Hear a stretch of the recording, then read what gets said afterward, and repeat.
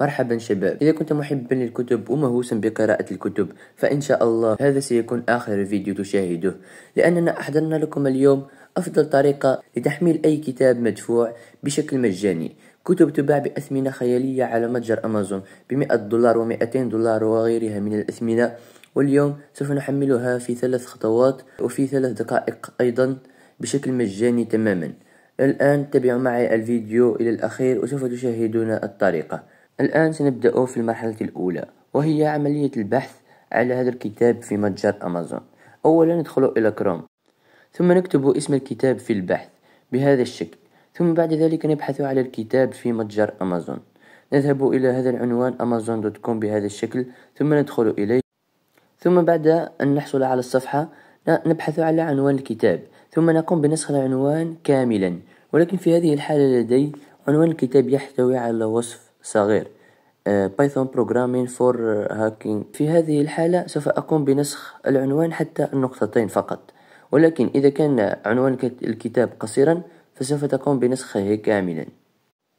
وللعلم فهذا الكتاب ثمنه $30 أو $23، وسوف نقوم بتحميله نحن بشكل مجاني. والآن سوف نذهب إلى المرحلة الثانية، سوف نذهب إلى البحث، ثم سوف نكتب Library Genesis، سوف نكتبها بهذا الشكل Library Genesis، ثم سنقوم بالبحث.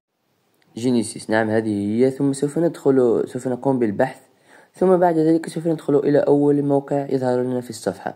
سنقوم الآن بتكبير هذه الصفحة بهذا الشكل، ثم سوف نذهب إلى البحث. في هذا الموقع يوجد هنا شريط للبحث، سوف نقوم بكتابة فيه، سنلصق فيه هذا العنوان الذي كنا قد نسخناه.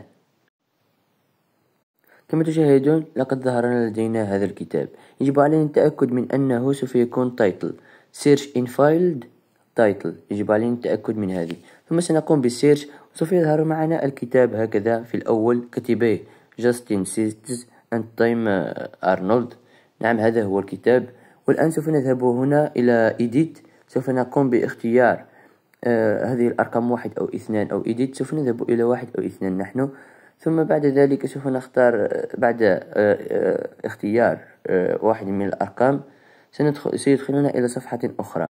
بعد أن يدخلنا إلى هذه الصفحة التي يظهر فيها هذا الكتاب سوف نضغط على Get في أعلى الصفحة، ثم بعد ذلك سوف يبدأ هذا الكتاب في التنزيل.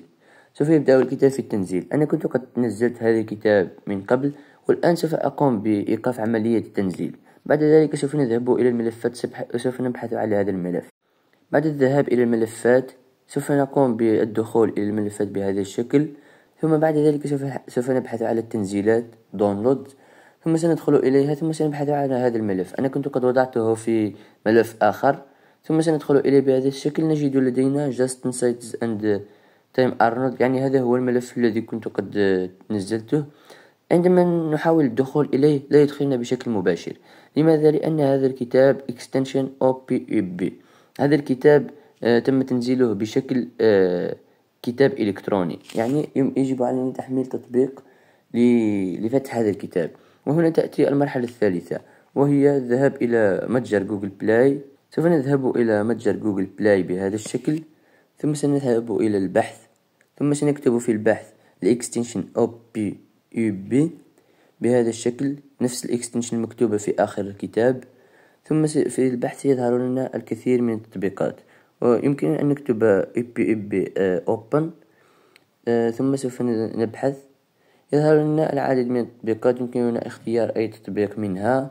أنا كنت قد حملت هذا التطبيق من قبل، سوف أقوم بإنستال لأنني كنت قد استخدمت هذا التطبيق من قبل وجدت أنه يعمل بشكل جيد. سوف نقوم بفتح هذا التطبيق، يتعطل قليلا ولكن يجب عليك الانتظار فقط لبعض الثواني. ثم بعد أن فتح معنا التطبيق سوف نضغط على skip، ثم سوف يدخلنا إلى هذه الصفحة. بعد أن تظهر معنا هذه الصفحة التي توجد فيها PDF سوف ننتقل إلى OPUB، ثم يظهر معنا الكتاب في أول صفحة، ثم سندخل إليه بهذا الشكل ويظهر معنا هذا الكتاب. وهذا هو الكتاب الذي كنت أبحث عليه. أنتم إذا كنتم تبحثون عن أي كتاب آخر ولم تجدوه في هذا الموقع اكتبوه لي في التعليقات، وسوف أقوم بالتأكد من هذا، وسوف أضعه في فيديو قادم إن شاء الله. وإلى الفيديو القادم إن شاء الله، والسلام عليكم.